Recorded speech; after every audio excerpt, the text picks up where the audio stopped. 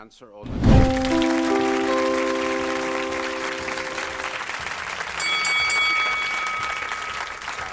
support the Philippine National Police, and it is part of the constitutional duty of the armed forces to follow processes. And if we were to question those orders, even under color of law, under color of right, then it would amount to the armed forces acting unilaterally on its own, which is anathema to civilian authority over the military.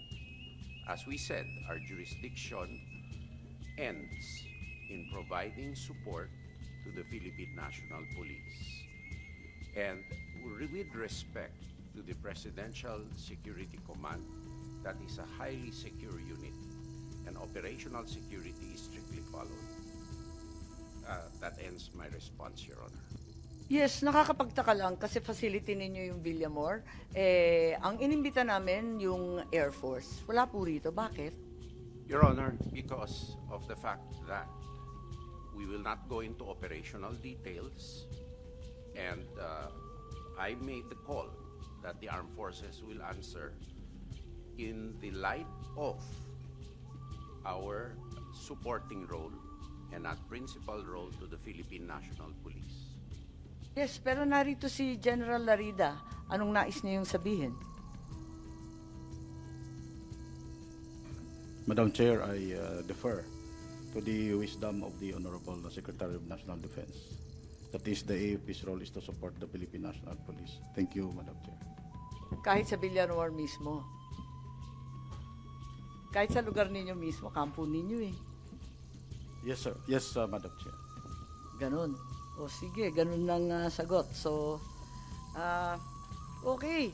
Balikan po natin itong enforceability ng ICC warrant. Sa pakiwari ba ninyo yung nasa konstitusyon natin, yung sinasaad ulit-ulit ng ating Professor Medina, Article 3, Section 2, na kinakailangan may arrest warrant issued upon discovery of probable cause by a judge, a Filipino judge. Sa palagay ba ninyo, yung judge dito kasama na yung ICC judge? Ma'am, we invoke the sub-judice rule, ma'am. We cannot answer any more questions relating to the arrest. So sa palagay ninyo, yung ICC, does it have any judicial power in the Philippines? Kasi di ba yung judicial power sa atin, ang klaro-klaro naman, Article 8, ang liwanag, di ba? Supreme Court and such lower courts, di ba? Recognized by the Republic Act 9851. Anong recognized ng 9851? Wala naman sinabi doon tungkol sa judicial. International Tribunal. Sorry? International Tribunal, ma'am. Can I read the provision again into the record? No, we've read it and Yes. we're all very, very familiar. Yes. Opo. So, ang sinasabi nyo, ICC hindi po kasama. Yun lang, yes or no lang po. Basta sinabi yung International Tribunal, it belongs to the class, ma'am. Sa palagay ninyo, International Tribunal, sakop na yung ICC. Kahit Sakop po, sakop. Ito, malinaw po eh. Pero Oh. hindi na tayo member, di ba? Sabi ng DFA. Hindi ho naman yung membership ang pinag-uusapan dito eh. Ang pinag-uusapan po rito, crimes against humanity. International humanitarian law. Pero nagkasundo na tayo. Murder po ito, murder, executions, extrajudicial killings. Ito po yung sinasakop ng IHL mo. Sige. Balik tayo sa Prosecutor General kasi agree to disagree na naman tayo. Even if Secretary Remulla in his budget hearing asserted that a local court action was necessary in order to enforce an ICC warrant, you proceeded to take part in the serving of the warrant and arresting PRRD. Andito ba yung prosecutor natin? Ma'am, he had to attend to something very important in the office. That's why I was the one who So you volunteered to go confirm there. that even though there was no local court action, you went ahead with this anyway? Yes, ma'am. Yes, of course you can. Confirm. But ma'am, can we lessen our discussion on this because it's sub judice, ma'am. It's a subject of a habeas corpus case in the Supreme Court, which the children of the former President Duterte themselves filed. Yes, we're well aware of the consolidated cases. Was this warrant presented to PRRD at the time he was arrested?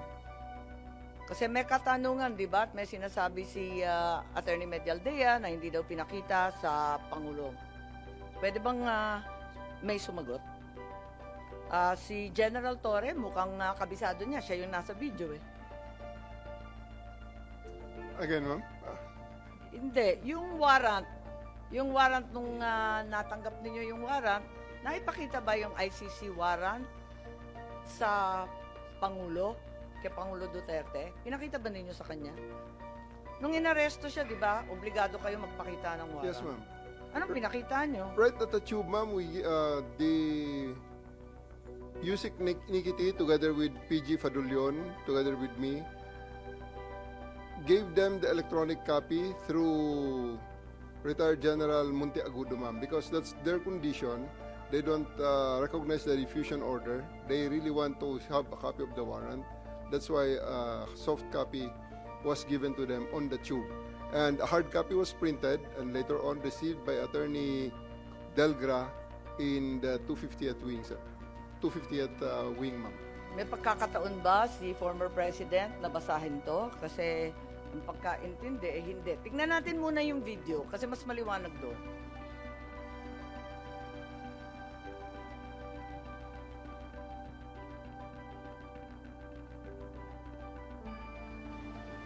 Pag umaresto ka ng tao, pag inaresto ka ng pulis, pwedeng hindi dala ng pulis ang warrant mo? Pwede. Sasabihin lang ng pulis kayo, uy, arestado ka, may warrant ka. Nasaan ang warrant? Doon sa istasyon, halika na. That's perfectly legal. Pag umaresto ka ng tao, pag inaresto ka ng pulis, pwedeng hindi dala ng pulis. So ang sabi po ninyo, hindi naman kailangan yung warrant eh, kaya hindi ninyo pinakita. Tama po ba yun? Ma'am, that is a very, very different interview in the aftermath. But I'm talking of Anong pinag-uusapan sa interview? I'm talking about we have already veered on the general rules on the warrantless on the service of the warrants, because during the time and up to this time there are still a lot of people saying that I'm wrong in there, that you cannot arrest a person with a warrant that you know as a person has a warrant, yet you cannot serve it without the physical warrant. So, all the lawyers know here Diba ang ma'am, sabi, that I'm right there. Kailangan ng warrant as soon as practicable. At hinihingi talaga ni former president. Di ba hinihingi niya? Hinihingi ng abogado niya asan yung warrant? Tama, di ba hinihingi Yes, nila? ma'am. Anong pinakita nyo? We gave them the electronic copy of the warrant and it was given to them by Yusek Nikiti together with PG Fadulion. It was received by Yung General warrant, anong klase Monteagudo. yung itsura ng warrant? ICC, Interpol? It's a ICC warrant, ma'am. ICC warrant. Yes, ma'am. That was directed to the Interpol. That was the attachment of the diffusion order. Pero ayon sa ating batas, di ba? Napakaliwanag naman na yung court o judge, kinakailangan Pilipino. Hindi naman sakop noon yung Interpol, yung ICC. Bakit naging warrant rin sa Pilipinas yun? I will defer the answering to that question to the DOJ, ma'am, because I was with the DOJ during the time, and it was the DOJ. Hindi nandun si Prosecutor Fadulion Ikaw naman Yes, ma'am. bumasa ng Miranda rights, hindi man lang yung prosecutor. Tinikoberan mo na yung papel ng DOJ, kaya sumagot ka ngayon. Ma'am, we're talking Ay, vision in the tube. hindi, sinabi mo kasi, ang liwaliwanag, sinabi mo, hindi naman kailangan ng warrant eh. It's a different matter, ma'am. Altogether different matter. Bakit? Ilang warrant ba yan? One warrant, but different. That question on the interview is a different situation, ma'am. So, kailan mo pinakita yung warrant? Yung sinasabi mo electronic copy? The first time, ma'am, it is not At kanino? me. It was not me who showed the warrant. It was Yusek Nikiti together with PG Fadulion, together with me, there in the tube of the plane. The former president is still there inside the plane. It was given to retired General Monteagudo, who is with the party. And because during the time, E.S. Mijaldea and the wife and Attorney Delgra had already went back inside the plane and told us, hindi kami lalabas kung wala kayong maipakitang warrant. Kaya nga, so, when was the accused finally shown the warrant of arrest? Di ba dapat as soon as practicable ang sinasabi? Kailan mo pinakita mismo kay former president? I believe, ma'am, the electronic copy is already acceptable now in the rules of court. Yun na nga, pero pinakita mo ba kay Presidente Duterte?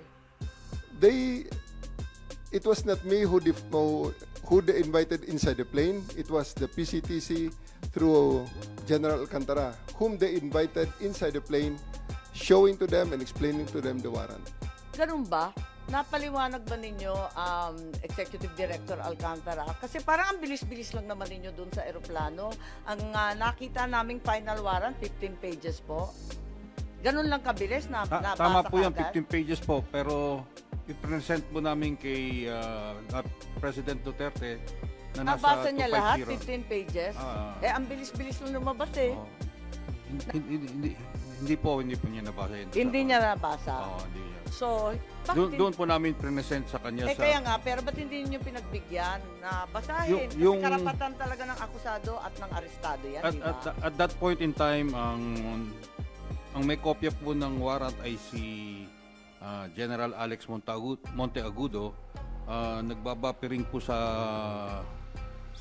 telepono niya. Matagal pong mabuo dahil Siyempre, nasa airport. kaya Tapos nasa loob kaya ng nga po. aeroplano. Kaya nga so, po, sa madaling sabi, Kaya nga po nag-print kami ng hard copy. So pagdating po sa 250, doon na ibinigay sa kanila yung warrant. Madam Chair, just on the warrant.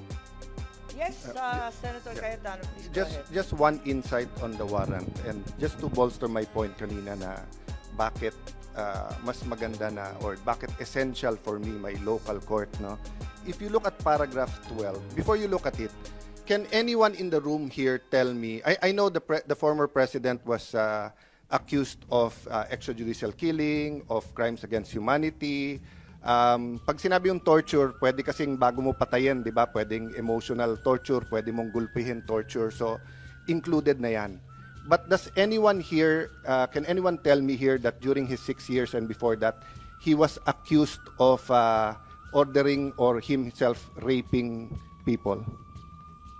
Di ba? I do remember malaking issue about his statements about a missionary who was raped and inexplain niya yon na frustrated, galit siya. But is anyone here accusing the former president of raping or ordering the rape? Parang wala naman, di ba?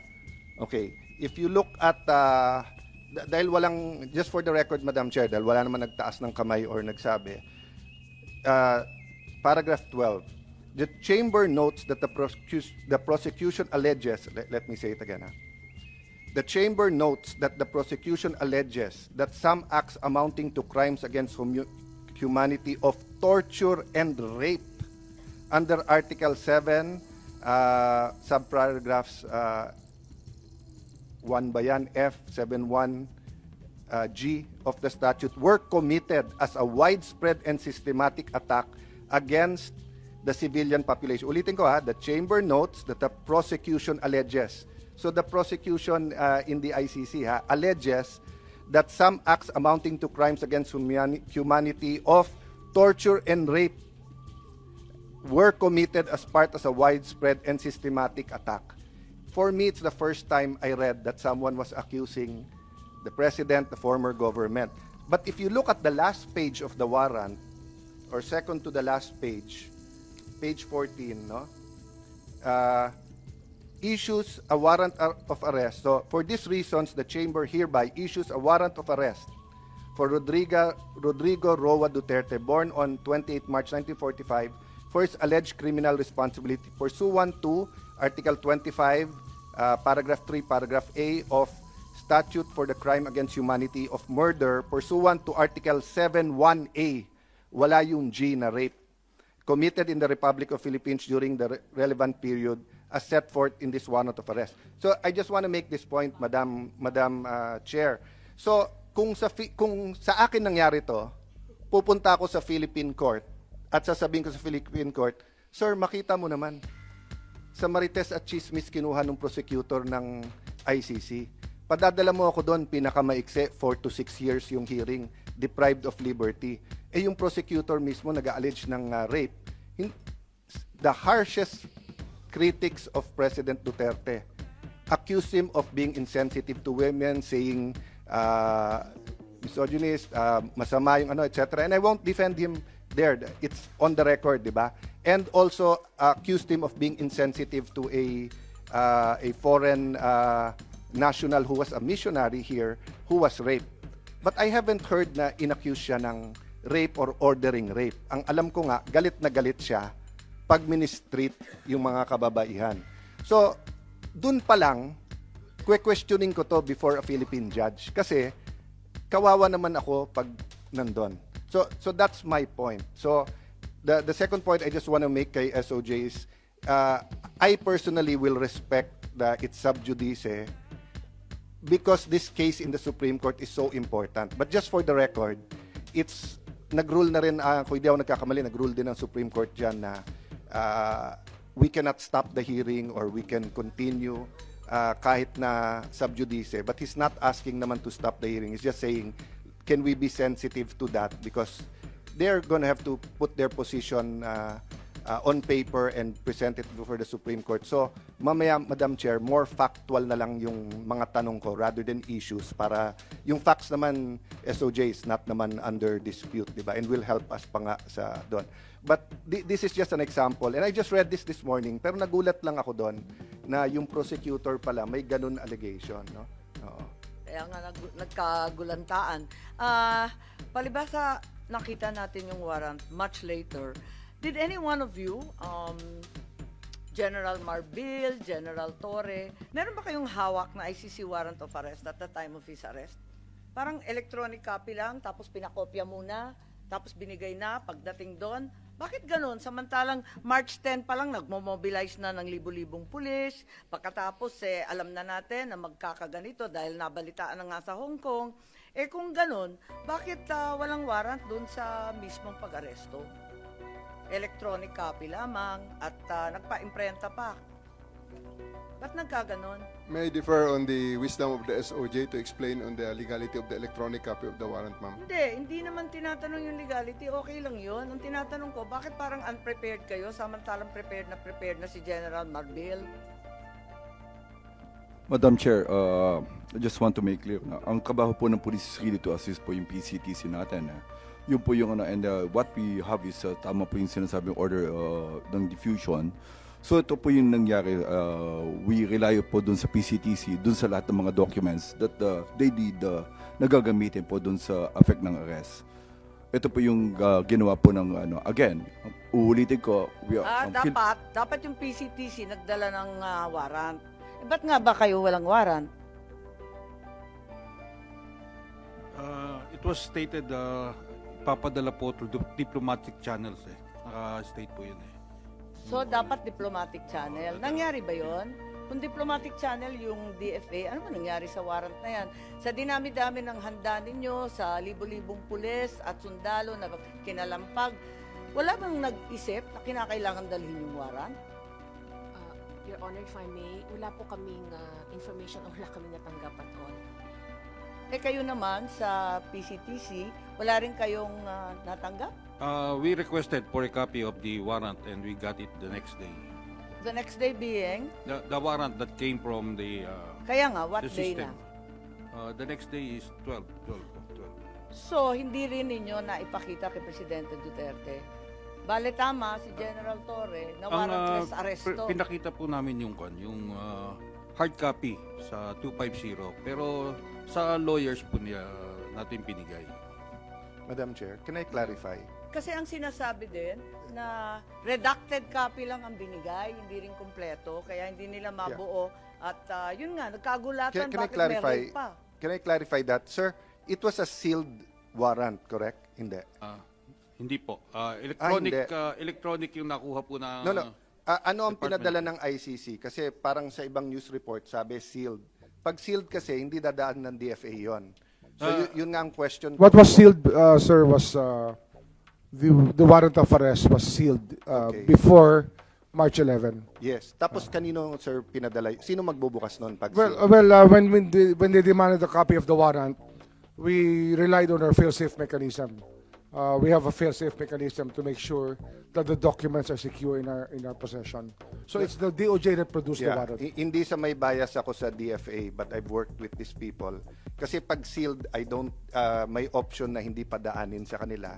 At kahit pinadaan sa kanila, I don't think they have the authority to open it. Diba?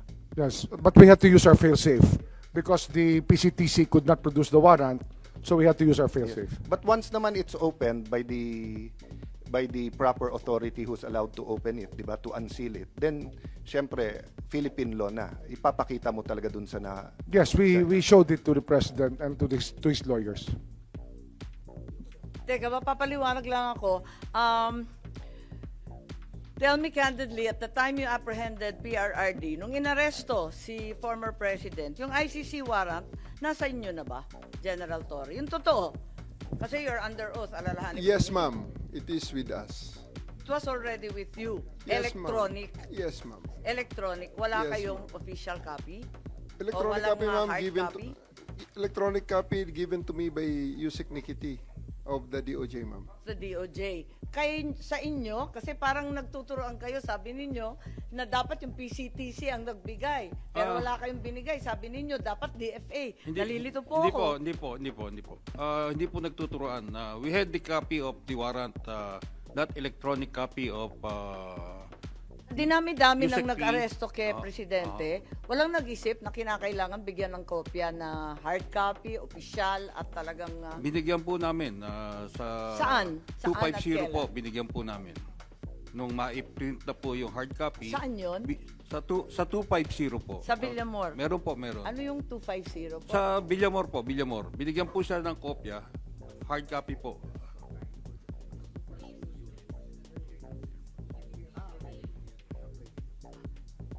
So, nandun. Anong oras? About shortly before... Gulo naman ito ni 12 po. Aimee. Around 12, around noon. That time. Noon. Noon time? Naibigay ng noon time? Opo. Pero anong oras ba hiningi? Di ba napakaaga pa noon?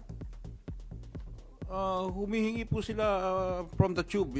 Starting from the tube, humihingi na po Anong sila. oras yun? Nung hihingi When sila? they arrive po, it's about 10 o'clock. 10 o'clock. Or, So, 2 oras makalipas bago ninyo naibigay. Just to be clear, Yes.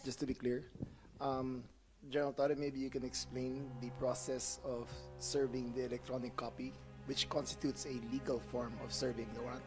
Yes, ma'am. After they disembarked, as I have learned from General Torre, they asked that it be postponed, that they be brought first to... Ano ba nangyari doon, General, pagkatapos doon?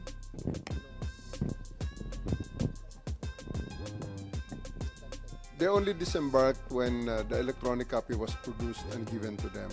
So, kaya sila lumabas.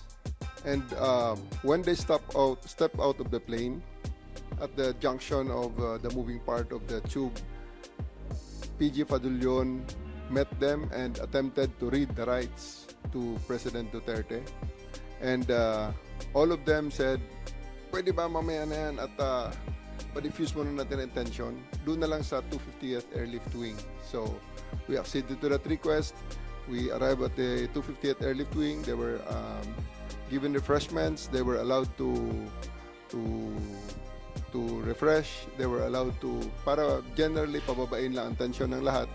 And then we, after an hour or two, we returned, and that was the video that you saw when I was reading the rights in the cell phone, which basically it's memorized already.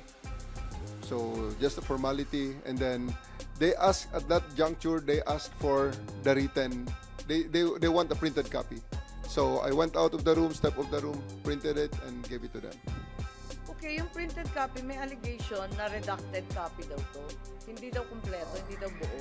Parang simplified lang or pinaiklian. Tama ba? O buong buo? Buo-buo yun, ma'am. It was Ilang pahina?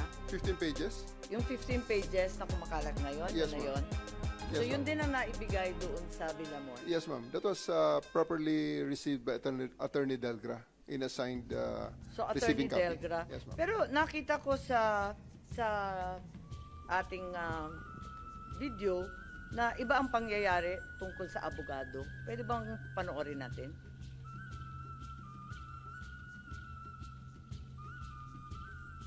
Kayo, kanina pa eh. Hindi naman lahat, ilan ang hinuli ngayong araw na to, sir? Sa iba-ibang mga krimen. Ilan ang binigyan ng ganitong... Kasi nandito kayo lahat eh. Nag-iisang tao. Ilan ang binigyan ng Nag-iisang tao, ang dami pabor krimen sa labas. presidential Nandito law sa kayo. ginamit? Sir, hindi ko Sir, ma'am, hinihingi ng please pabor. naman. Just invoke Article 59. Bakit hindi yan magawa-gawa? Attorney, you will be removed from That's precisely the point that I'm saying. That's precisely the point. Please lang, bawal hawakan. Attorney, you will be removed Bawal from hawakan. Bawal hawakan. Tumayo ka na lang. Bawal The right to hawakan. counsel is something that has to be observed and Huwag respected. kayong humawak. Huwag kayong nakipakialam sa mga Kasi nga, nag-uusap mo ano yung lawyer. Bawal. Huwag na tayo Nag-uusap pa kami. Huwag mo hawakan yung lawyer. Huwag mo hawakan. Huwag mo hawakan. Huwag mo hawakan. Huwag ba? Nag-uusap pa kami. Attorney, please Huwag mo hawakan. Is this what you want? Is this what you want, Mr. President? Huwag mo hawakan. Time lang eh. Time. Kayo mga Huwag mo hawakan yung nanay ko! Tangina mo! Kayo mga sundalo, tanungin ko kayo, anong kasalanan ko? Okay, dito sa video nakikita na si General Torre hinihila yung abogado. Standard procedure po ba ito ng PNP? Bakit mo kinakaladkad yung abogado? Hindi ba karapatan ng isang akusado, arestado na magkaroon ng abogado? Bakit ayaw ninyong palapitin yung abogado? Gabi na ho yan, ma'am. That's already the time that I'm forcing everyone to board the plane. I'm already forcing the former president to board the plane, ma'am. Tapos na yung napakarami ng optics sa kanilang ginawa dyan, ma'am. And Interesting use po of force. You were forcing them. So Yes, you ma'am. admit you forced them. You I used have violence. to. I have to because they won't go with us voluntarily, ma'am. So I have tried all the lahat ng pakiusap ay Naku, ginawa na General namin naman, buong sa araw. dinami-dami ng pulis, ang tanda-tanda na, may sakit pa. Sa palagay mo, masisindak pa yun, o kaya bang lumaban nun? In fairness to the president, ma'am, after I handcuffed E.S. Mijaldea and told Attorney Delgado that he's the next one to be handcuffed and boarded on the bus, the former president actually acceded and said, "Sige na, alis na tayo." And you saw that on video. Well, It was nakita namin, Romy. di ba, hinihila mo yung upuan. Hindi ba dapat, talagang General Torre, kailangan makinig ka doon sa sinasabi ng abogado? Di ba karapatan nun? I have already arrested, I even arrested E.S. Mijaldea, ma'am, for obstruction of justice and placed handcuffs on him. That was already the last parts because masyado ng gabi, aabutin na kami ng umaga din, ma'am. Ilang It's already oras na? unreasonable. 2 oras pa lang. Ikalalanding lang ng Hong Kong ng alas 10. Alas 12 12 hours. pa lang to. 12 hours, ma'am. Kaya nga, anong oras to?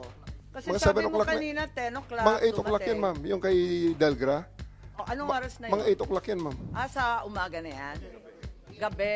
7 o'clock, 8 o'clock ng gabi na yan, ma'am. 8 Si a.m. Delgra. Ay, 8 p.m.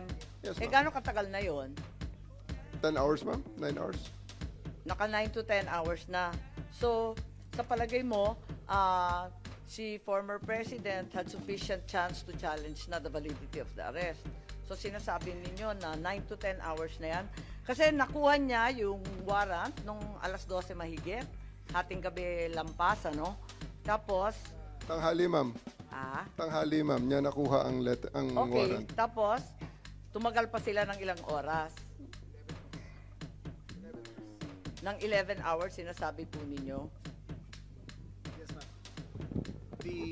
They attended to serve the warrant at when they disembarked.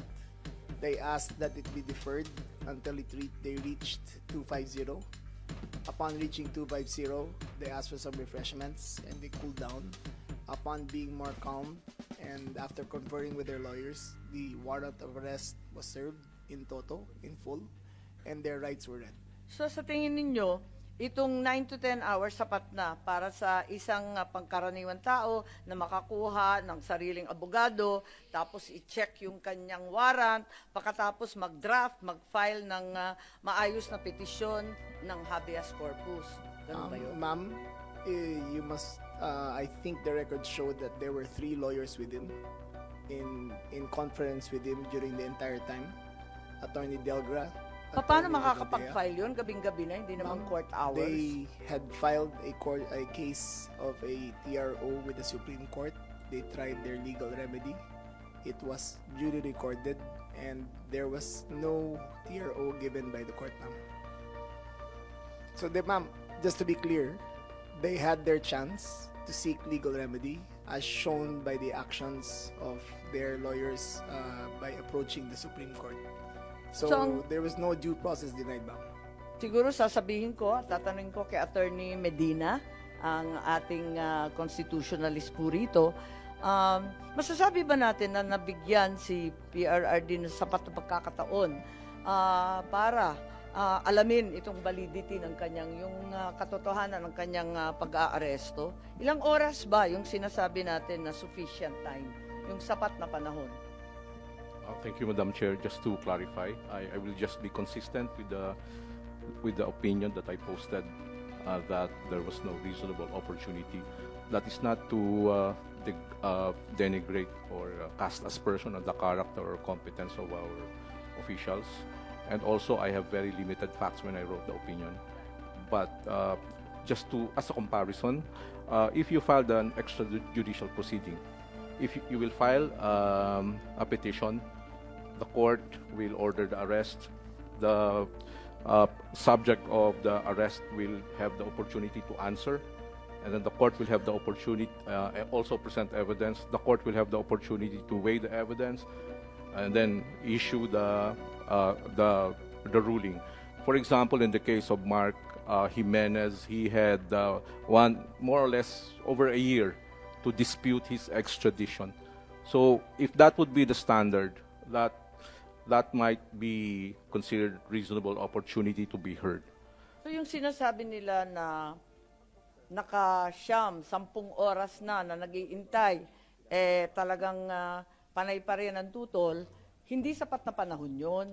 Kasi magpipila ka pa ng kaso, magdadraft ka pa ng petition, dadalhin mo pa.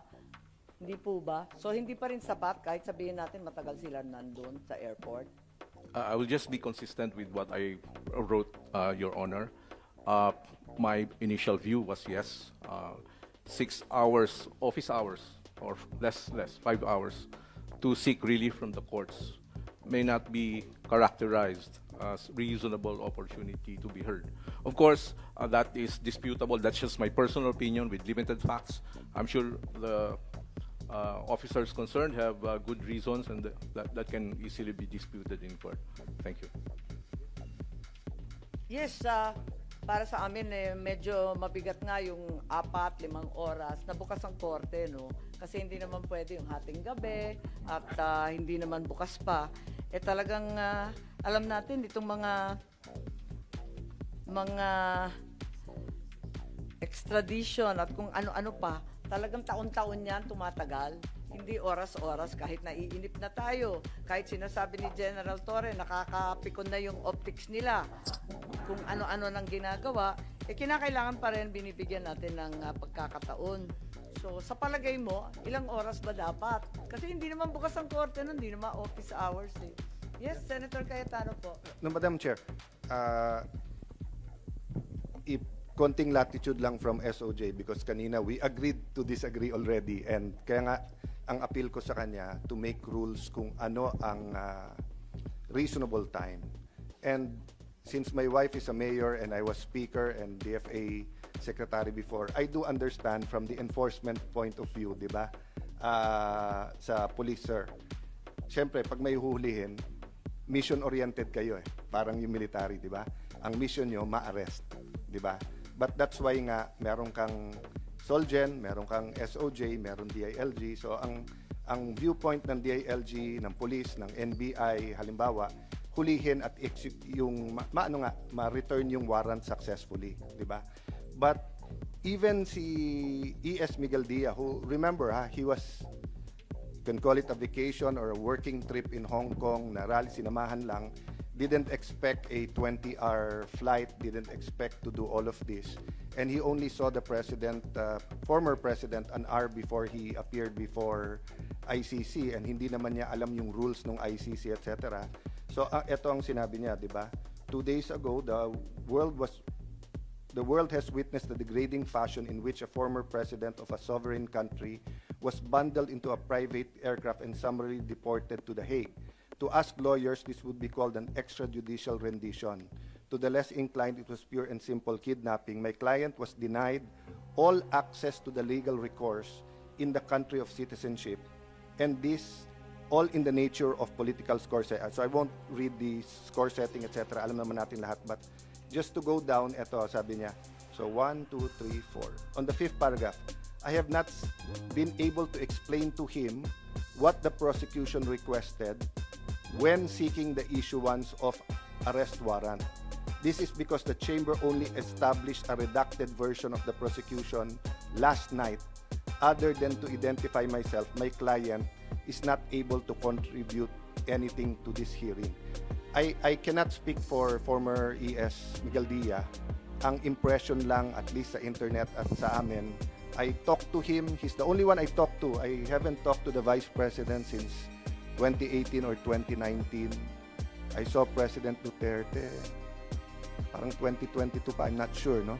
But ang point ko, tama-tama nung may kinakamusta ako dun sa Netherlands, katabi niya si E.S., ang sinabi lang niya sa akin at that time, wala sa ospital, pinangako sa amin dalhin sa ospital, pumunta kami dito sa center, detention, wala daw Rodrigo Duterte or President Rodrigo Duterte.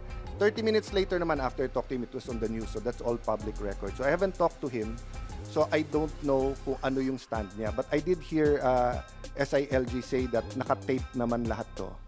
So I'm not going to ask you to produce it now dahil may court dates pa kayo, but at the right time, just for the committee's accuracy and to be precise in our findings, yun nga, if there are parts na ibigay nyo where sinasabi at pinapakita yung warrant, ano yung warrant, or a copy of what he showed. I'm just saying that we will go back and forth kasi consistent Sir, naman kanina pa. Yes, We ma'am. have a picture here, if we can show Okay. you. But maybe General Torre can approach Yeah. and show you No, the picture. sa committee or after, or if you want to show. I'm point ko lang, factually, consistent naman kayo kanina pa na pinakita hindi doon sa 250, di ba? We're just going back and forth, so I just wanted to escape that. And then I don't know what their lawyers are saying na hindi pinakita. Okay, so, but thank you for that, SLG. So, yung last point ko nga kay Attorney Alexis, in the form of a few questions. Sir, does the quality of your petition to the court matter? In Your terms Honor, of due process and satisfying reasonable manner that the accused was given the opportunity to seek legal remedies. You mean to say, Your Honor, you think of due process, the petitioner should have enough time to come up with a quality petition? Well, quality lawyers, because if I'm consulting an immigration lawyer for a criminal, I don't know the practice of E.S. Miguel Dia. Well, at the last 6 years, I do know that he was E.S. In his younger years, he was my dad's partner before nag-iba-ibang law office. Parang hindi ko alam kung litigation or labor eh. So ang point ko lang, 'di ba, the quality of the petition you file is also part of due process, meaning having enough time with your lawyer, being able to choose kung sinong lawyer, the combination of your lawyers, whether saying, sir, pang RTC to, sir, pang Supreme Court. I read marami sa internet na bakit hindi ununa yung writ of habeas corpus, application for the writ of habeas corpus versus the TRO. The explanation, sorry guys, talagang sa Facebook at sa news. But sa news, doon ko rin nabasa. So I'm not saying it's true. Maraming fake news in all sides, but I'm just telling you honestly where I got my news. At sinasabi nga na si attorney, how do you pronounce it? Torion? No, the one who filed sa TRO, yung Torion, di ba? Sinasabi kasi nga, si attorney Torion somehow worked on it na nung may balita pa lang sa Hong Kong. Kaya yun yung final. I don't know if it's true or not, but my point is, I see from the enforcement side, binigyan nyo ng 10 hours, 12 hours, but from the accused side, enough time to pick my lawyers, to give the facts, to look at the warrant, to look, kasi ako lang, 2 days na ako nag-aaral sa hearing na to, hirap pa eh. So if, I'm not a practicing lawyer in the sense na nagli-litigate, di ba? But I don't think I'll be able to put a really good petition to the Supreme Court or to the RTC in 2 days. Di ba? So to say may 12 hours na. So my question was really, hindi ba part ng due process then yung reasonable opportunity to the best defense available to you? If I may, Senator, there are actually no clear constitutional or jurisprudential standards on the quality of legal service as an aspect of due process. But it's arguable that the quality, the opportunity to get quality legal service, the opportunity to get to submit a quality legal work should be should be also part of the guarantee of reasonable opportunity to be heard of due process. So personally, I would agree, but unfortunately, it's still something that should be argued po. Maraming salamat. Sige.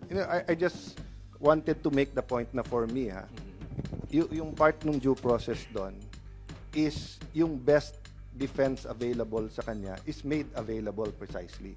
Because if you will dictate to me ano defense ko, problema yon, di ba? So, kung titignan mo sa Hague, so hindi nila pwede pang question dun sa unang hearing, let me just call it unang hearing, yung jurisdiction, yung pagpunta doon, and then September pa. Dito, unless you're caught in flagrante delicto and unless i-inquest ka, a number of days ang ibibigay ng fiscal, tapos sasagutin ng abogado mo. So mahaba pang proseso bago ka, and that's for simple cases, for theft, etc. Lalo pagka for murder. And even sa inquest, may time na binibigay na papakawalan mo. So I just wanted to make that point na ibang-iba.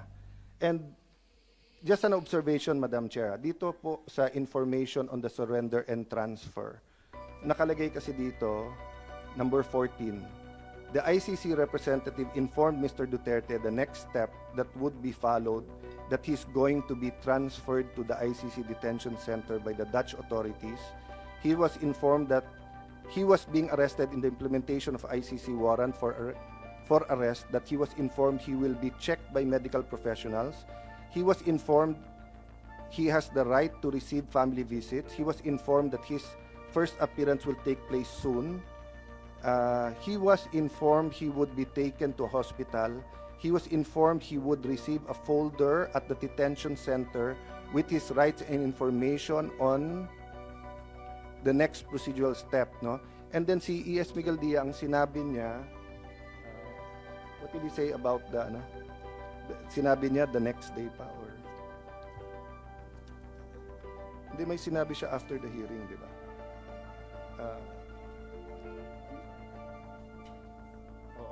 Na basically na hindi pa nila alam yung charges.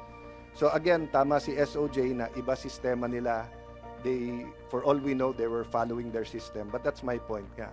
Iba sistema nila sa atin. And we subjected not only an ordinary Filipino citizen, but a former president to that. So parang on trial din tayo doon. So, I'll defer back to you, Madam Chair, but later I have some questions on fact.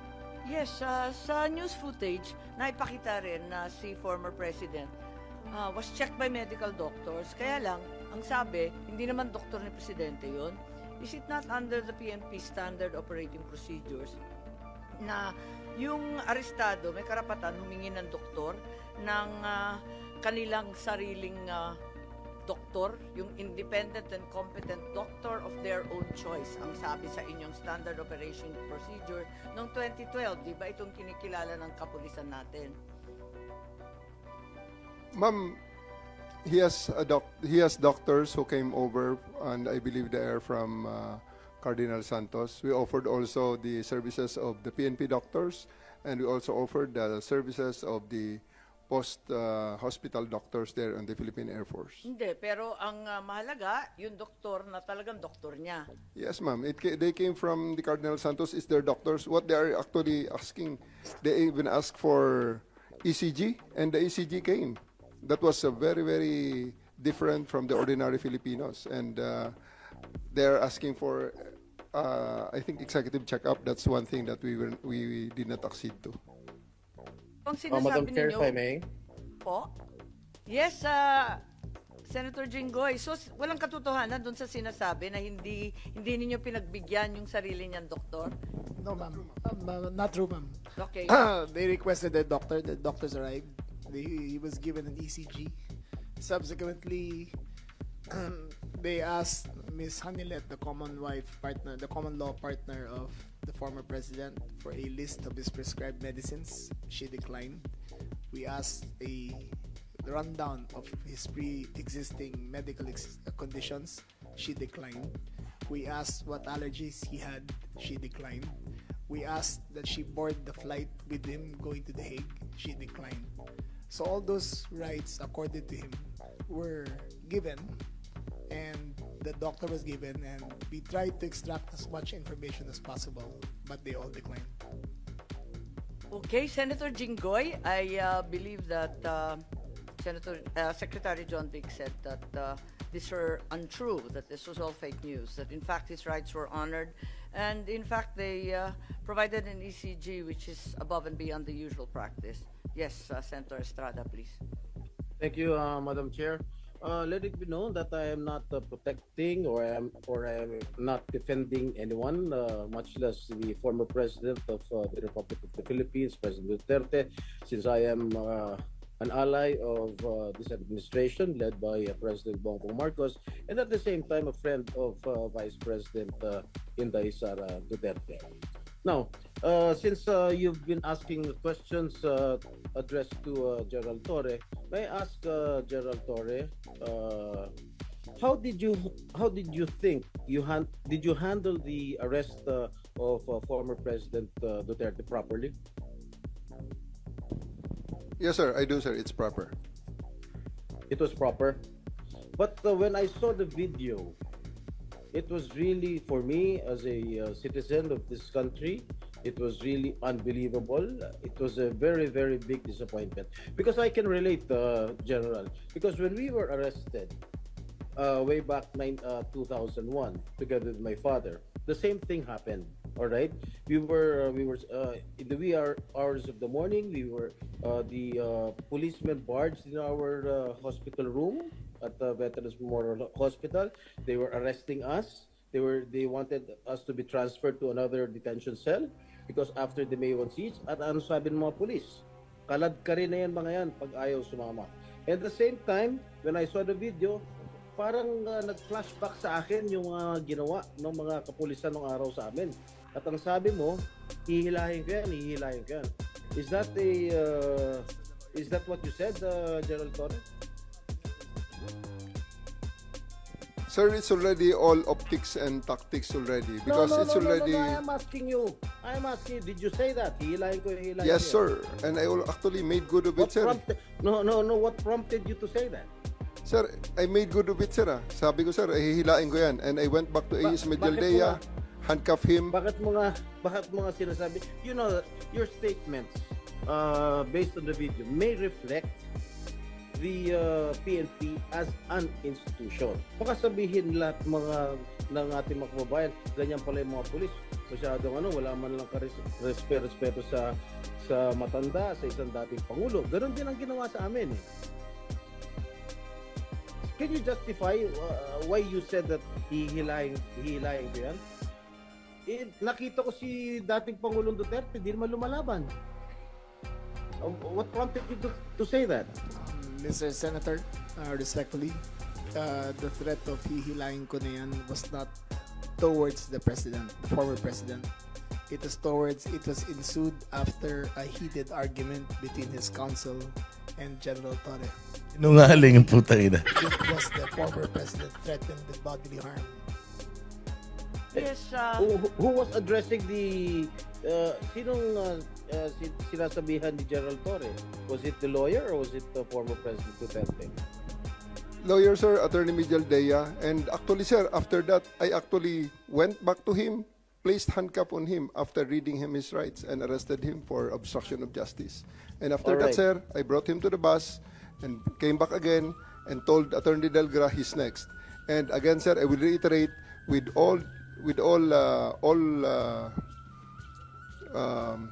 credits goes to the former president, because after he saw that I'm already very, very serious in bringing him into the plane, he said, okay, let's go. And I told Romy, the PSG, to just escort him, and he went voluntarily to the bus that brought him to the plane.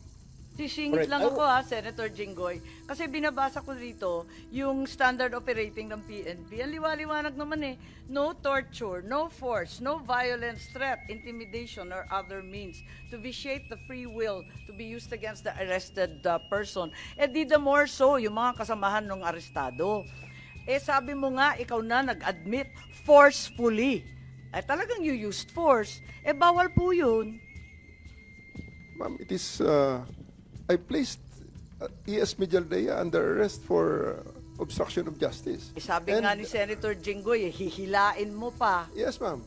I did, because I have to get into their heads to make them to make it very, very clear to them that we are already very, very serious of Tama loading nga. the president to the Naman, plane. General, pinapaliwanag mo, pero bawal ang paggagamit ng dahas, ng pananakot, Ma'am, ng just to be intimidation, or any other means. Ang liwanag nasa kapulisan yan Just to be clear, operationally, there was obstruction of justice. It was the decision call of General Torre to place him under arrest for obstruction of justice. Now let us separate what happened to the president. You are talking about Attorney Medialdea. Yes, ma'am. Paano yung iba? No one else was armed, ma'am. Yung attorney. No, wait. Yung abogado. If I may, Senator Amy. Yes. Madam Chair. Ayan. Sino yung kinaladkad nung isang pulis? Yung security na General nakaitim. Torre. I think it was General Torre na hinila yung isang abogado. Dalawa yun yung abogado, hinila yung upuan, di ba? Tapos yung nakaitim na si Q, kinaladkad din. Si Attorney Delgra, sir, because he is next to be arrested. And because of that, the former President PRRD saw that I'm already that serious. And he said, he prevented the situation from further deteriorating and escalating. So he said, let's go. Isn't he entitled to a counsel of his choice, General? Yes, sir. For 12 hours, he was there. Oh. Can't he speak to his client? Biglaan nyo na lang... They are there for 12 hours, sir, speaking to each other. Ano? They are there for 12 hours speaking to each Alright. other, sir. One more thing that I noticed in the video, no? Ang sabi ni PRRD, papasukin niyo yung anak ko. Abogada siya. At ang sinabi mo, hindi ko siya papapasukin. Why not, Gerald Torre? That is a decision. That is my call, sir. That is my decision. Considering that Okay. he had already been assisted by 3 lawyers all throughout Okay. that time, sir. And gabi na ho yun, sir. The request was Ano yun? made at around mga 9 o'clock na, sir. 11 hours General after Torre, ganito, the ha? first arrest. Tanggalin mo na yung titulo ni Inday Sara. Kalimutan mo na siya na Vice President siya. Pagpalagay natin hindi siya Vice President. She is an immediate member of the family. Nung kami po ay nakakulong, ang immediate members of the family, 24 hours pwede bumisita sa amin, nakakulong kami. Ito hindi pa nakakulong. Anak ito. Bakit hindi niyo pinapasok? Maliban doon, is this not a violation of RA 7438 that requires that you guarantee access to an attorney in addition to the immediate family? The President also said na yung anak niya, yung babae, abogado ko yun, papasukin nyo. Hindi nyo pinapasok. Abogado yun eh. Actually, sir, Exactly. first to answer the question of Senator Estrada, sir. I have told the president that they can visit him at his detention facility because at this time the order of the day is to load him into a plane. So that's what we endeavored to do, and that's what happened, sir. Ano niya bibisitahin yung tatay niya? Sa Netherlands. Hindi naman dito tinray eh. Hindi naman dito kinasuhan eh. Sa ibang bansa eh. Oh, bakit hindi niya man lang binigyan ng kortesiya yung anak na isang abogada na magkukonsulta? Katulad nga na sinabi ko kanina, yung mga nakakulong nga, 24 hours pwede bumisita ang immediate members of the family. Bakit ito hindi pa nakakulong, hindi niyo pinapasok yung anak? Our mission at that time, sir, is to deliver him to the My God. body Kahit who ano issued the warrant, mangyari, sir. Nasa batas yan.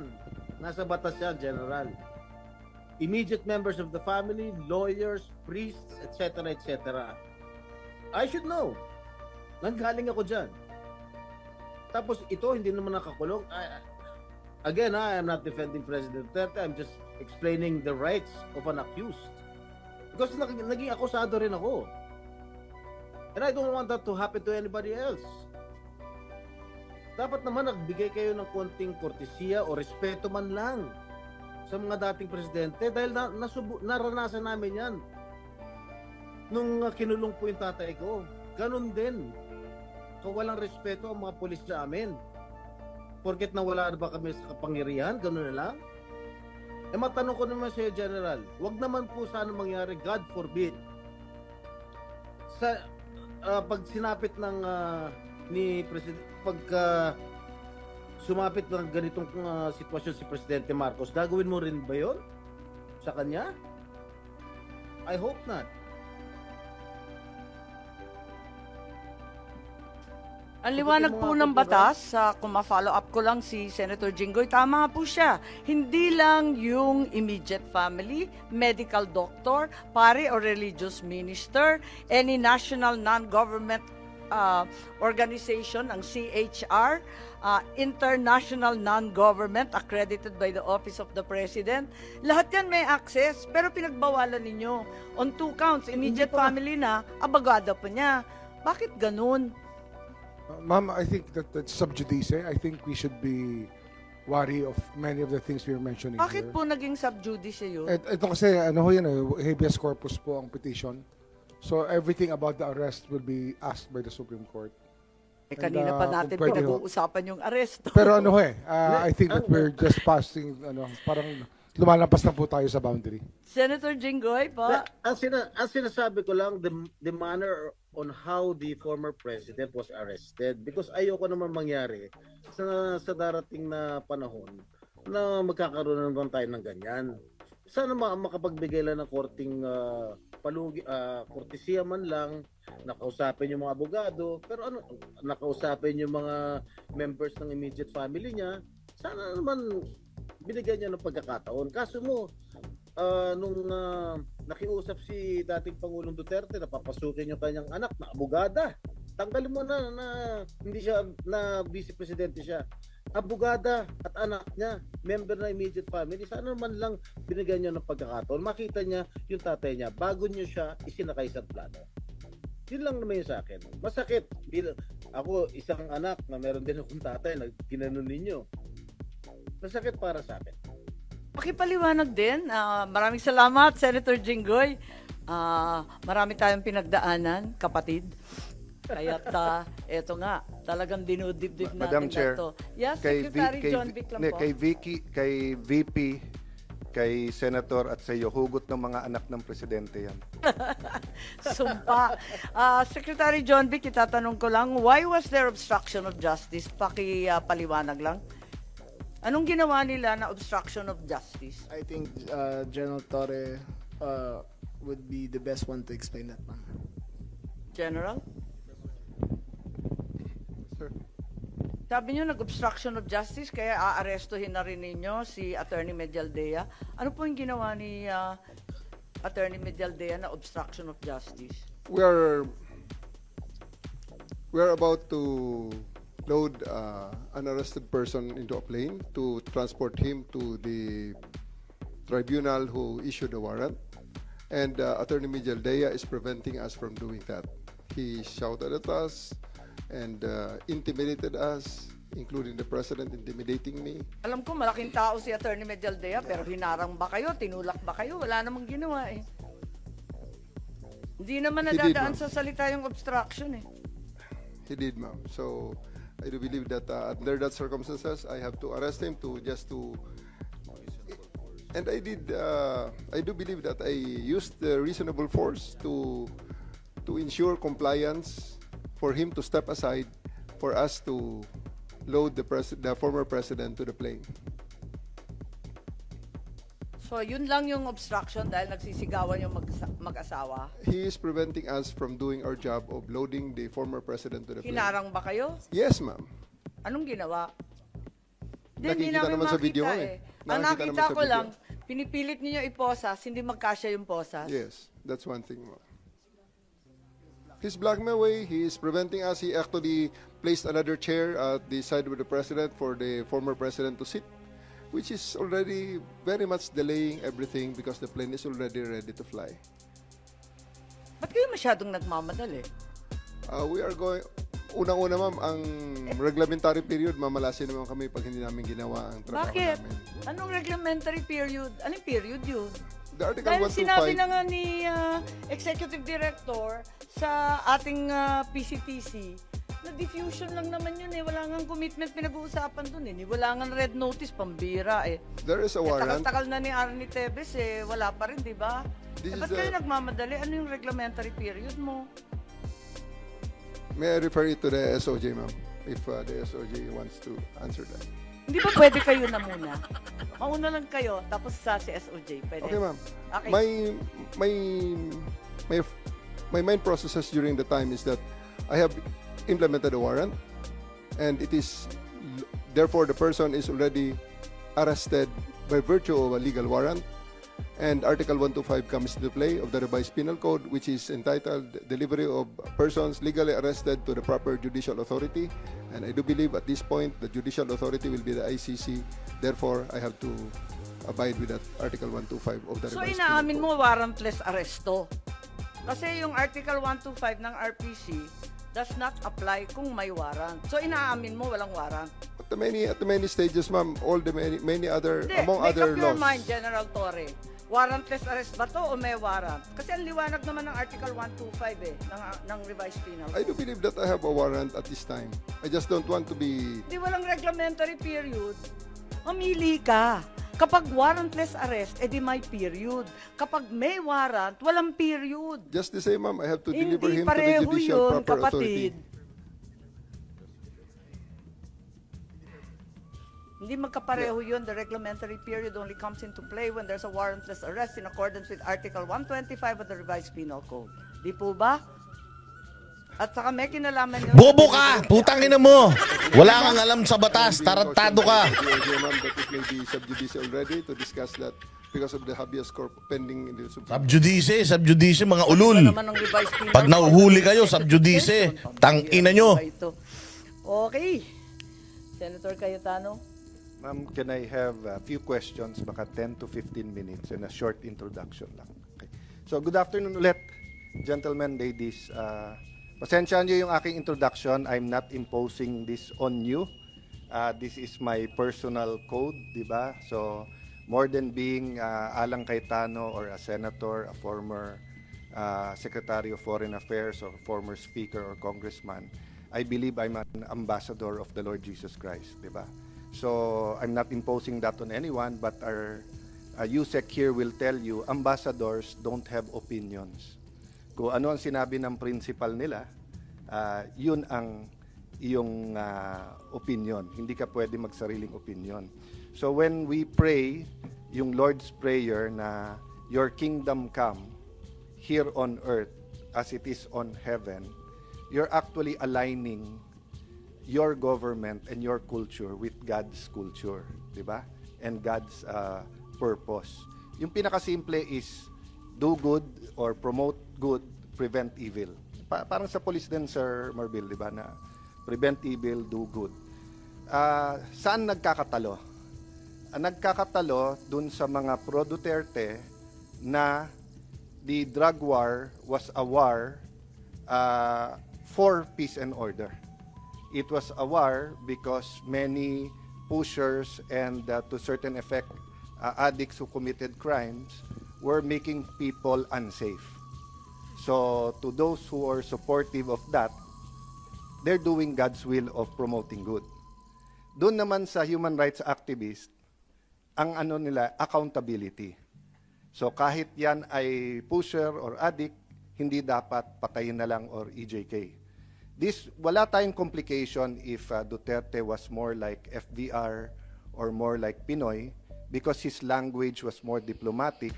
So you wouldn't hear FDR despite being a distinguished soldier, one of the founders ng special forces, 'di ba, even sa police, 'di ba? So pero kasi si President Duterte may lengguwahe, pag lumaban, patayin niyo yan. His explanation is that yun kasi naiintindihan ng kriminal. Pero ang police, aral yan, so alam nila tama at mali. So if you looked at the videos when I was foreign minister, I had nothing to do with operations, but part to nung explaining to the world what was happening, and part to nung communications. It was both based on the foreign policy, and the President allowed me to put a little bit of my opinion. So ang stand namin doon during that time, and this is where I'll start my questions, SOJ, is that lahat ng mali iimbestigahan. So the only way that President Duterte will have a chance to show na walang systematic culling of addicts, extrajudicial killing, walang crime against is individual one-on-one investigations. What confused everything during that time? First, meron po kasing issuance ang sila Secretary de Lima noon, ni-redefine nila yung extrajudicial killing. AO 35. Kaya yung 13,000 to 18,000 na patay every year during the Aquino administration, suddenly nung Duterte administration, so nung time nila, sinabi nila hindi extrajudicial yon. So nandun sa AO, tinanggal nila yung mga activist na hindi daw extrajudicial killing yon. So pagdating ng Duterte time, basta't patay at hindi natural causes, extrajudicial. Okay? Pero klaro din naman na dumami din because nga, once you started the campaign, meron talagang away among the syndicates, meron, from the start, Duterte said, meron politiko, meron police, may businessman, lahat yan may involved sa drugs. And no one of us naman doubted that. Ang question lang, yung due process sa mga police at politiko dun sa drug war. So, klaro tayo dun. So, eto lang yung question ko. SOJ, feel free kung tingin mo, sub judice or issue na to, but factual lang, no? I think this is of public record. Former Senator De Lima was a Commission on Human Rights chairperson 2008 to 2010. Tama, no? Yeah. So, no one disputes that. Sa pagkaalam ko, wala siyang final na case during that time na siya'y CHR. So, I'll just check that, Madam Chair, and then submit it to the committee. But ang pagkaalam ko, walang case. Okay. But eto siguro masasagot ng DOJ kung hindi ngayon, just forward the answer. From 2010 to 2015, despite the investigation of former Senator De Lima noong 2008 to 2010, ang sabi niya, mahirap kumuha ng witness kasi nga mayor pa siya noon, tapos malakas daw sa presidente noon. I think he was peace and order head nung region eh. But 2010 to 2015, siya ang DOJ secretary. Sa pagkaalam ko, wala rin siyang final na case. To your knowledge, may final ba ang DOJ noon or special prosecutor against Duterte ng 2010? I have no idea, Yeah. sir. Can we double check? I will double check, Yeah, sir. okay. Sa pagkaalam ko po, sir, wala. Okay? Ang point ko is that either wala siyang kaso, meaning wala siyang ebidensya, because if she had, why didn't she file it? During the time na siya nakaupo, na walang poder si Mayor Duterte. Okay. Fast forward 2016, September pa lang, so June 30 kami naging senador. I was an incumbent noon. July, last week of July ang third week ang SONA. So July, August, September. No? Wala pang 2 buwan as senator, nakakuha daw siya ng 2 importanteng witness. Si Edgar Motobato and former PNP officer ba siya or Arturo Las Cañas. Again, I won't make a judgment here as far as the 2 witness. But dito niya ginawa, okay? Again, no cases filed. And yung pagkagawa ng hearing was very political.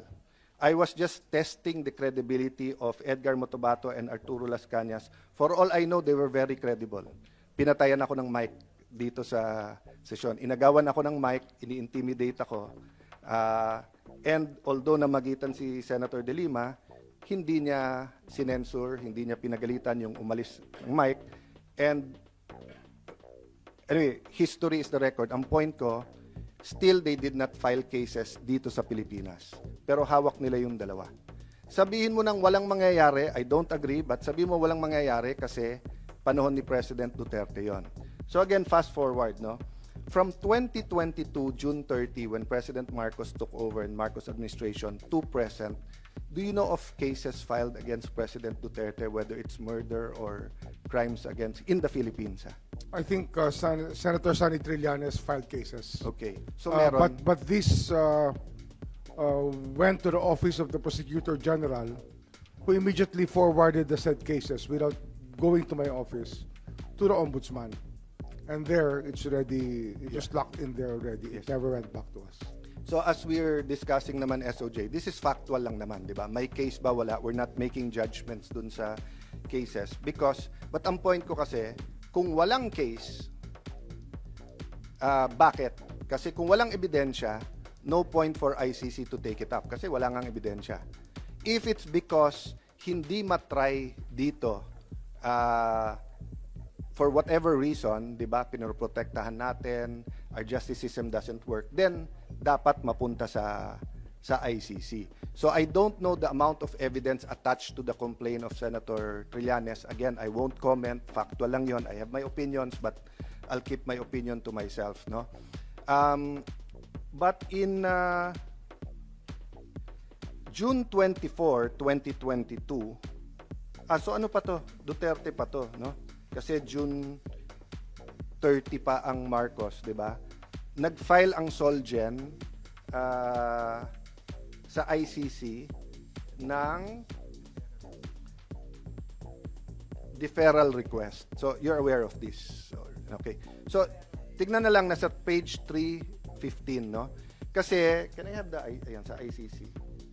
I think you talked about jurisdiction, but hindi nagsentro sa Article 17 din, pero sa ICC, hindi dun sa batas natin. Okay. So, I think the deferral was based on 18-2.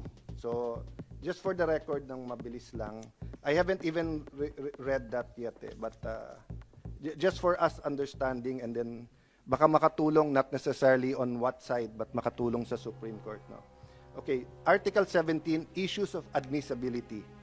Having regard to paragraph 10 of the preamble of Article 1, the court shall determine that a case is inadmissible where, okay, ICC to ha, Rome Statute, which we ratified and then we withdrew, no? Sabi A, the case is being investigated or prosecuted by a state which has jurisdiction over it, unless the state is unwilling or unable genuinely to carry out the investigation of prosecution. So again, SOJ, I won't put you on the spot, but for me, 2008 to 2010, hindi naman unwilling at hindi naman unable to carry out yung state. This was the time of President Arroyo. 2010 to 2016, to be fair, ni-ratify yung ICC 2011 pa. So, naging effective 2011. So, wala na yung 2010. But for me, 2010, 2011, ganyan, hindi unwilling ang state. In fact, pumirma nga sa ICC, hindi rin unable yung state. Wala lang talagang final. Letter B, the case has been investigated by the state which has jurisdiction over it, and the state has decided not to prosecute the person concerned unless the decision resulted from unwillingness or inability of the state genuinely to prosecute. In general, SOJ, SILG, no? In general, Sir Marbil, Chief PNP, in general, I don't remember that the Philippine government decided not to prosecute, diba? Kasi under our present laws, if you find probable cause, even the president cannot stop it. Even ang pardon natin, iba sa US Constitution. Sa pardon, you can pardon right away sa US. Sa atin, kailangan, ano na, diba, final, diba, kailangan final and executory. Final diba? judgment. Final judgment, diba? Final judgment. So kung nag-a-appeal ka pa, hindi ka pwedeng humingi ng pardon. So I don't think we stopped any case or refused to The third one is the person has already been tried for the conduct in which the subject complained and trial is not permitted. So I think this is their version of double jeopardy, no? So wala din yan kasi wala pa namang kaso si former President, former Mayor Duterte. Letter D, the case is not sufficient gravity to justify further court order. I won't comment dyan kasi nasa ICC yan. Except that, ang nilagay nila, at least 19, and then at least din ba yung 23 o 23. So, I have a little bit of a problem that kasi pag sinabing crimes against humanity, naaalala mo na yung mga dictators of the old sa Africa or some in the troubled areas of not the untroubled areas of the Middle East na grabe ang patayan and everything, di ba? So to put the Philippines there with President Duterte, I think it's a little bit unfair na gamitin mo at least, di ba? Kasi kung sinabi mong from 17 to 1,000, at least may idea tayo. Pero at least 17, ano yon? Baka 18, baka 19. And don't get me wrong, every life matters. Pero iba kasi yung crime against humanity, iba yung murder lang, no? Again, hindi ko nilalang ang murder in the sense na one life yon, you should still be tried, di ba? So for the record, if we have evidence, we should file the cases here against President. He should face here, okay? So, mahaba pa to, so hindi ko babasahin lahat, pero just to go to 18, challenges to the jurisdiction of the court or the admissibility of a case. So, pwede kasing mag-file yung Solgen. And then, nandito, if a challenge is made by the state, the prosecutor shall suspend the investigation until such time as the court in accordance. So, ang point lang dito, and correct me now or later on kung mali, is that at any time, kung alam natin may investigation, pwedeng sabihin nung state tayo na sandali, we're hearing it here, or may ongoing dito, or mali kayo. Of course, they can overrule us. They can say, no, we don't believe justice will be there. So, to my knowledge, during the Duterte time, never tayong nag-intervene na, except etong kay Solgen ng June 24. I mean, I may be wrong ha, kasi knowledge ko lang to, but June 24, nag-intervene siya. Sinabi niya, sandali lang, please postpone, di ba? Hindi ko pa nababasa anong dahilan na postpone. During the Marcos administration, we did not, no? We had no filing sa ICC whether na ituloy niyo yan o wag niyong ituloy yan. It was Secretary Guevara who filed the Philippine position with the ICC. But that was still Duterte time kasi September. No, it was already our time. Ah, okay. Yes. So I'll refer to that. But did we ask them to stop or to proceed or? Yes, we were asking them to stop, but we asked them to stop. But we failed the test. We didn't win the case. Okay. Did they tell you why? Was it our justice system or they said na pwede pa rin? Or just submit It's actually the ruling also that what is being tried here is not a country but individuals who may have violated international humanitarian law. Sige po. But clear naman dun sa Articles 17 and 18, the state intervenes but it's individuals naman eh. Diba? So I won't go into that na. So I'll move on to, sinabi ni SOJ kanina na investigations are ongoing. Diba? Whether this is individual or groups, whether police or nothing to police, diba? Na sa lahat ng extrajudicial killings. But it has not been easy, Mr. Senator. It's not. It has not been easy. To your point, I don't have it right now, ha? But when Senator De Lima said hindi inimbestigahan, I looked at the investigative capacity of the PNP during the Aquino administration. Parang 1/3 din lang ang naimbestigahan. And of the total na naimbestiga, it was, I will correct my numbers, but it was like only 20% of those investigating were trained for investigation. That was a long time ago at minana din lang ni President Aquino yon. But ang point ko, there was no substantial difference between the investigations in the Aquino and Duterte. The difficulty that we had from 2022 is that in wrongful death situations throughout the country, where something foul was suspected, there were no police reports. Okay. As a matter of practice, there were no police reports on wrongful death situations. And when we tried to dig further and we spoke to the medico legal, the most known medico legal person in the country, Dr. Fortun, when she investigated a wrongful death situation, the death certificate indicated cardiac arrest as the cause of death. But in the autopsy, there were bullet holes in the head. of the Well, person. that is in itself is evidence, di ba? Yes, If there it's was evidence. if there was widespread na walang police report, and that's the first time I heard that, because when I was SFA, Foreign Affairs Secretary, and I was asking, sinasabi nila, sir, lahat yan at dapat pagka-suspicious ganito yung sistema, no? And kung meron forensic na cardiac arrest ganyan, so at the very least may falsification yan, di ba? Yeah, when we looked at the records of the wrongful death situations, there were really no police reports. Okay. Maybe 95% had no Yes. police reports. So anyway, that's for another hearing, etc. Ang point ko lang, our justice system is working. it is working. It is working. I mean, Yes. it has its ups and downs, and may common belief na pag administrasyon ng presidente, may konting protection for that. May ganun belief, whether it's true or not. But this isn't anymore so 2008 to 2010, 2010 to 2016, kung kailan man nagkaroon ng break-up yung unit team, hindi na panahon ni President Duterte ngayon to. So, Actually, what the cases that we are speaking about were filed by their families in the ICC because they could not get justice in the country. Yeah. I think that's one thing that nobody wants to acknowledge, is that there was a failure of our justice system for a long time. And they had to file their cases in the ICC to get any attention at all from anybody who cared. Because for the longest time, ito mga biktima po, yung mga namatayan, yung mga pamilya nilang namatay o kaya napaslang sa drug war, ay wala ho nang mapuntahan. Kaya doon ho sila nagpunta sa ICC. That's why I said, SOJ, na may belief na pag panahon ni Arroyo, it's very hard to go after Arroyo.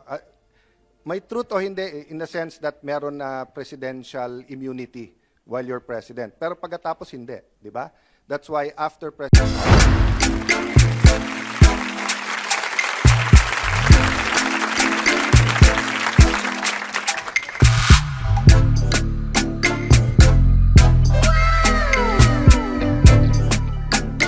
The next performance will start